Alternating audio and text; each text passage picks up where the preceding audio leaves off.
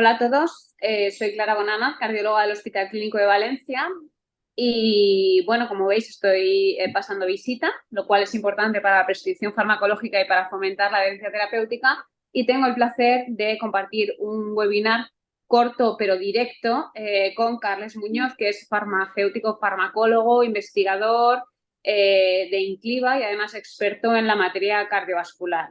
Hola Carles, ¿qué tal?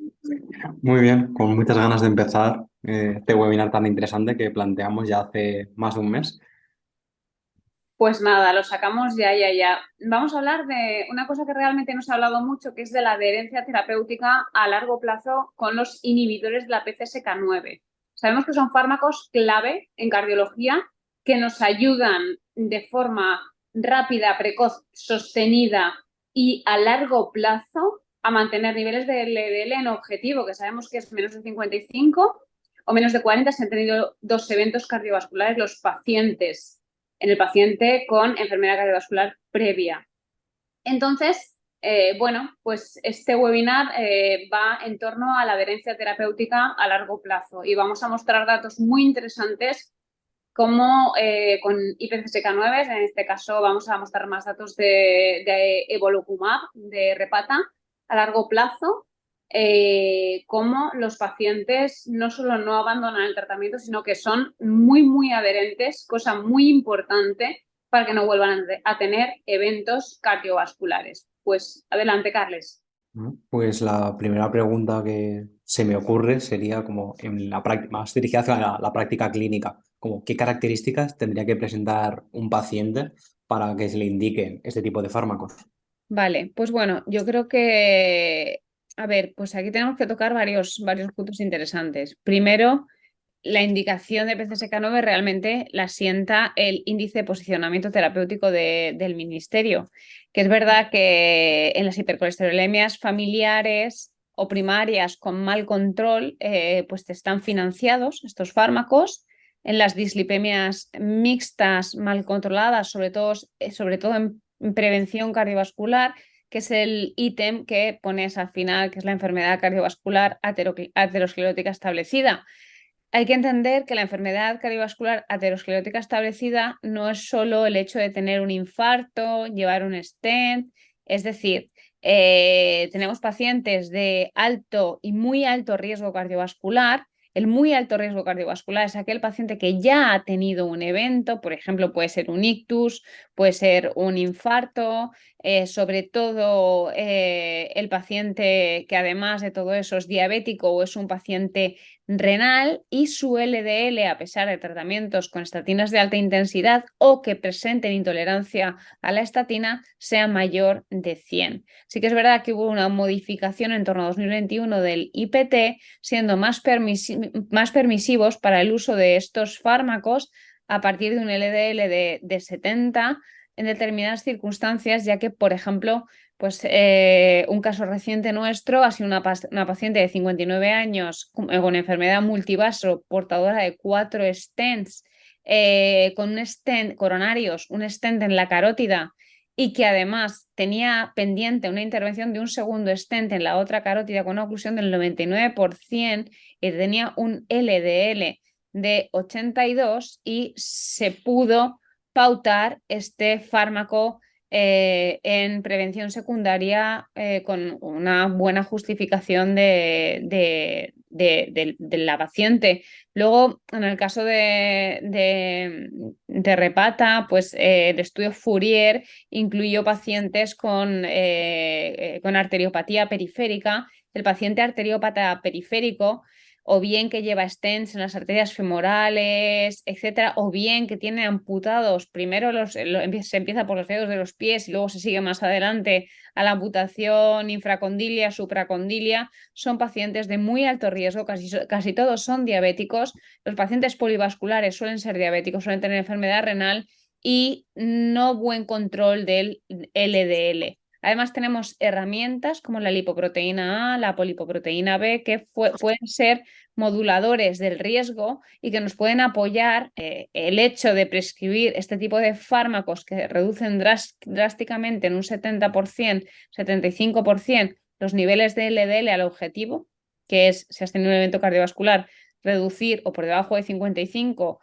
o menos del 50 o al menos el 50%, o si has tenido 2 eventos en menos de 2 años, llegar hasta 40 con una indicación 2A en las guías de dislipemia 2019, pues podemos tener justificación suficiente como para prescribir estos fármacos. Yo creo que ya son fármacos de uso diario. Yo, perdonad que me haya extendido, para mí son fármacos que uso a diario y la verdad es que me parecen que son eficaces, seguros, permiten una adherencia terapéutica porque no son una pastilla o dos diarias, son fármacos inyectables cada 15 días, algunos mensuales. Yo creo que la verdad es que actualmente son fármacos muy eficaces y tenemos estudios que en vida real, aunque este webinar es un poco más para hacer un poco más de divulgación y alcanzar a más sanitarios no tan específicos como los cardiólogos, que sí que nos conocemos bien los estudios, pues bueno, que han demostrado a largo plazo en estudios en vida real nacionales e internacionales cómo hay una adherencia terapéutica pues prácticamente del 90% o más a largo plazo durante años. Por ejemplo, está el registro SafeHeart y hay publicaciones también nacionales. Y yo quería preguntarte a ti, Carles, pues por qué este grupo farmacológico, que esto se nos escapa un poquito más a los clínicos, puede ser tan efectivo en estos pacientes, ¿no? Que nos expliques un poco, que entendamos, que nos involucremos los clínicos en el mecanismo de acción, en la eficacia y en la seguridad. Bueno, hay dos enfoques principales para inhibir la PCSK9. En primer lugar, pues, los anticuerpos monoclonales, como por ejemplo el levolocumab, se unen a la PCSK9 libre e impiden su interacción con los receptores de la lipoproteína de baja densidad. Con ello, evitan su degradación en los lisosomas celulares y así se pueden reutilizar y continuar captando el colesterol LDL. En segundo lugar, se puede disminuir la síntesis en hepatocitos de la PCSK9 a través de microARNs. Un ejemplo de este grupo sería el inclisiran, recientemente aprobada su financiación en España. Son ARN silenciadores que, una vez llegan a hepatocitos, se acoplan al complejo silenciador inducido por ARN, más conocido como RISC. De esta forma, el ARN mensajero encargado de codificar la PCSK9 es escindido y se inhibe la traducción de esta proteína. Y este tratamiento ha demostrado que reduce el riesgo de mortalidad a lo largo de bastantes meses, en torno a un 2% de este riesgo absoluto. Este efecto también se ha visto en pacientes que han sufrido un infarto reciente, con diabetes mellitus y con enfermedad multivaso. Esta gráfica del estudio Fourier se hizo un seguimiento con el tratamiento con evolocumab y placebo a lo largo de 3 años. Y se ve como al cabo de las 12 primeras semanas ya hay una gran reducción de los niveles de colesterol LDL, además de un mantenimiento a lo largo de todo el seguimiento. Más adelante se hizo un subanálisis a partir de un subestudio en el que se cogieron a los dos brazos y se les administró a todos los pacientes evolocumab en las mismas dosis. Y al igual que en el primero, a las 12 semanas se vio cómo alcanzaban los mismos niveles de colesterol LDL y se mantenían a lo largo de 5 años. Con estos datos se refleja la eficacia de este grupo de fármacos y la importancia de la adherencia. Es muy Hablaremos de ello más llamativo adelante. y muy interesante esta gráfica, ¿no? Como cuando al grupo placebo ya le das evolocumab, esta reducción tan drástica de LDL, aunque tardía, aparece y se mantiene similar al grupo que lo llevó desde el principio. Lo que pasa que da la sensación como que hemos estado perdiendo el tiempo en esos pacientes, aunque estos Ahí estudios, está. claro, pues son necesarios, Sí. los fase 3, además con eventos cardiovasculares mayores de reducción de MACE, para poder luego comercializar con financiación el fármaco. Pero pues gracias por poner esta diapositiva, porque la verdad es que es muy Bueno, bonita y muy ilustrativa. tal y como comentas, es muy visual la importancia de iniciar pronto el tratamiento, un tratamiento óptimo para mejorar la calidad de vida de los pacientes. Y luego ya en cuanto a la seguridad, bueno, en este mismo estudio muestra pues, la tasa de incidencia anual de las notificaciones de reacciones adversas medicamentosas, mostrando muy bajos porcentajes en los eventos más característicos. Como por ejemplo, las estatinas normalmente se suelen asociar a dolores musculares. por ejemplo, con estos fármacos vemos que apenas hay notificaciones. Y algo también que hay que destacar, como has comentado, que son fármacos inyectables y además que se ha demostrado como que los pacientes se los pueden autoadministrar total seguridad en sus propias casas, haciendo que sean mucho más cómodos. Toda la evidencia de la que hemos estado hablando, pero ¿qué información están dando las guías clínicas? Pues la verdad es que las guías clínicas yo creo que ya son antiguas, ¿no? Entonces ya deberían actualizarse. Pero bueno, lo que tenemos es de 2019. Entonces, la teoría lipídica del LDL es curioso que aún tenemos que seguir haciendo énfasis de cuanto más bajo, mejor. Y que nuestros compañeros clínicos, cuando vean un LDL de 20, de 10, de 5, de 15, por favor, no os asustéis. O sea, cuanto más bajo, mejor. Y bueno, pues sobre los niveles de la PCSK9, yo antes he dicho en torno a un 70%, aquí pone en torno a un 60%, 60, 70%, depende del paciente, pero cuando queremos una reducción dosis dependiente del LDL drástica, que sabemos que no vamos a alcanzar con las combinaciones farmacológicas que tenemos, estatina alta intensidad con ezetimiba y ahora incluso con bempedoico, a pesar de esa combinación que ahora tenemos bempedoico nueva, si no vamos a alcanzar y que queremos alcanzar lo antes posible esa reducción muy agresiva, tenemos que utilizar inhibidores de PCSK9. En algunas comunidades autónomas como en la nuestra, en nuestra área sanitaria en la que trabajamos, tenemos la suerte de que no tenemos que pasar por ezetimibe para poder prescribir un inhibidor del PCSK9 y una estrategia que hacemos, que también lo comentan las guías, es que con un nivel de evidencia 2 tú lo puedes poner al alta del paciente y eso también aumenta la adherencia. Colateralmente, la inhibición de la PCSK9 pues reduce triglicéridos en un 26%, que sabemos que las partículas ricas en triglicéridos se asocian con un mayor riesgo cardiovascular. De hecho, están saliendo fármacos que inicialmente, como el ácido cosapentanoico, su diana terapéutica eran los triglicéridos, aunque ahora se sabe que tiene efectos antiinflamatorios y antiagregantes plaquetarios y también reducen eventos cardiovasculares. Y colateralmente un poquito los triglicéridos. También los PCSK9 regresan la placa de ateroma. Aunque no está aquí, hay estudios con imagen intracoronaria, con IBUS y OCT, pues por ejemplo como el Huygens, de regresión de placa y de estabilización de placa, ¿no? Reducen, no solo mejoran estos parámetros lipídicos que ponen la diapositiva de incremento del HDL, aumento de los niveles de apovenum para los clínicos y para los hemodinamistas es muy importante. Que haya fármacos que demuestren que el contenido lipídico que tiene la placa se reduce, aumenta la cápsula fibrosa y por lo tanto la placa ya no es tan vulnerable. Y en la siguiente diapositiva, porque vamos a ser así breve, pues bueno, nos dicen pues cómo tienen una clase 1, ¿no? Para los pacientes de muy alto riesgo en prevención secundaria para adquirir los objetivos ya con máximas dosis toleradas de estatina y ezetimiba, pero es cierto que ya aquí en nuestra comunidad y en muchas comunidades no es necesario pasar por ezetimiba, sobre todo cuando sabes que con esta combinación no vas a alcanzar el objetivo de menor de 55 o incluso 40 si el paciente ha tenido dos eventos recurrentes.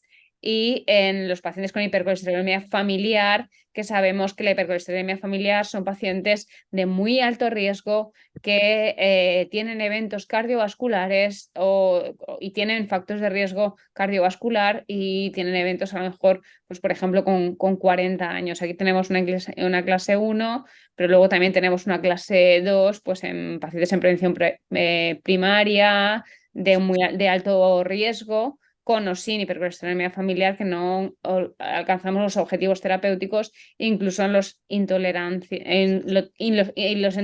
a las estatinas, ¿no?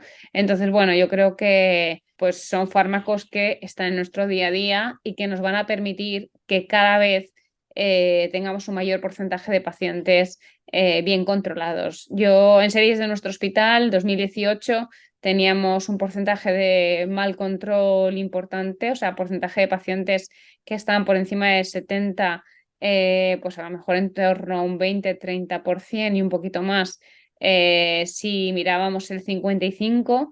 Y analizando este último año, 2022-2023, estamos viendo cómo la gran mayoría de pacientes, o sea, porcentajes que superan el 50-60%, pues utilizando estos fármacos los tenemos en dosis objetivo. Por lo tanto, cada vez en nuestra propia base de datos vemos cómo mejora más.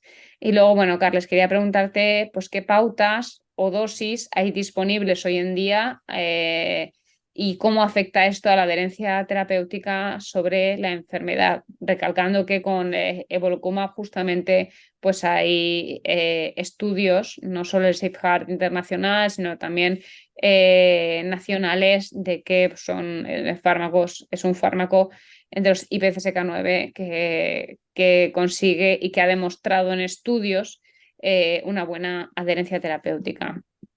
Aunque estoy segura de que esto también ocurre con alirocumab. En los ensayos clínicos de fase 2 se observó como la pauta de administración de cada 2 semanas permite una mayor estabilización cuando se disminuye el porcentaje de PCSK9 libre y del colesterol LDL. A continuación, se hicieron estudios de bioequivalencia para buscar unas pautas que resulten como más cómodas a los pacientes. Concretamente, se buscó como la administración de una vez al mes. Para ello, se empezó administrando, bueno, se empezó duplicando esa primera dosis y lo primero que se vio fueron una gran inestabilidad con picos incontrolados de los porcentajes de la PCSK9 libre y el colesterol LDL. Sin embargo, al subir un poco más la dosis, sí que se encontró esta pauta bioequivalente y estable entre las dosis. Y por eso, a día de hoy, estas son como las pautas de Evolucumab que tenemos. Cada 15, Antes, cada 15 días y mensual, ¿no? mensualmente. Antes, al principio del webinar, has comentado brevemente sobre la importancia de la persistencia, de una persistencia muy, muy alta. Sí, fíjate que yo he comentado más del 90%, pero es que tú tienes Y aquí incluso estamos hablando cifras desde el 96 al 99%, del 96,1% en España. Son cifras que son excelentes y llamativas las cifras. sí, y muy llamativas. Y hay que reconocer que gracias a esta elevada persistencia y adherencia al tratamiento, la eficacia de la que hemos comentado antes, de que bajaba los niveles de colesterol LDL, subía HDL, ApoB, toda esa eficacia se debe a la grandísima persistencia y adherencia que hay en este tratamiento. Es por ello que es importante incidir en nuestros pacientes la relevancia y todo el beneficio que tiene sobre su salud una buena adherencia terapéutica. Ya con todo esto, con todo lo que hemos hablado, con la información de las guías, estos datos tan llamativos de la adherencia, su eficacia y seguridad, tras la administración con estatinas, ¿habría que hacer algún cambio con la estrategia hipolipemiante? A ver, yo creo que el problema de las estatinas o de las combinaciones de estatina con ezetimibe es que algunos pacientes podrán lograr el objetivo, ¿no? Que es la zona verde que queremos, pero muchos otros pacientes se quedan en la zona gris. Incluso ahora que tenemos la triple terapia con bempedoico, habrá algunos pacientes que no son pocos. O sea, ahora que he tenido la oportunidad de iniciar una consulta monográfica de escasez y ahora que estoy de nuevo en la planta de hospitalización de cardiología, ves como hay mucha gente que no sé si es fruto de la pandemia, si ahora nos fijamos más en el colesterol, pero vemos muchas hipercolesterolemias muy severas, ¿no? Que por mucho que le pongas una estatina de alta intensidad o doble terapia o incluso una triple terapia, no te van a llegar a esta zona verde. Entonces, aquí no hay que perder tiempo. O sea, cuando decimos, por ejemplo, en insuficiencia cardíaca, que los pilares farmacológicos, cuanto antes mejor, lo antes posible mejor, esto es lo mismo. Cuanto antes mejor. Para quedarme aquí, si yo sé que con un inhibidor de la PCSK9 me voy a meter directamente en la zona verde, en nada, pues prácticamente las primeras semanas postinfarto.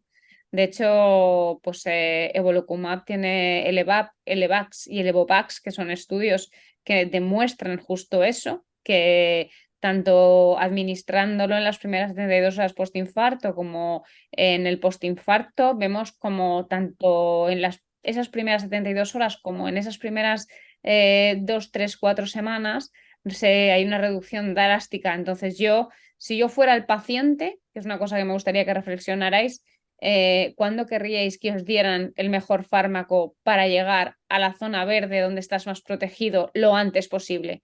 Yo lanzo esa pregunta para acabar el webinar y yo creo que, vamos, que prácticamente todos contestaríamos lo mismo. Y nada, Carles, si no tienes nada más que aportar, yo creo que queda claro que tenemos estudios de más de 5 años con inhibidores de PCSK9. Tenemos en este caso mucha evidencia con Evolocumab y nada, damos las gracias a Incliva por este pequeño webinar aclaratorio de el largo plazo, ¿no? Porque no todo el mundo conoce esto del largo plazo y tantos años después, ¿no? Y a Amgen por el patrocinio.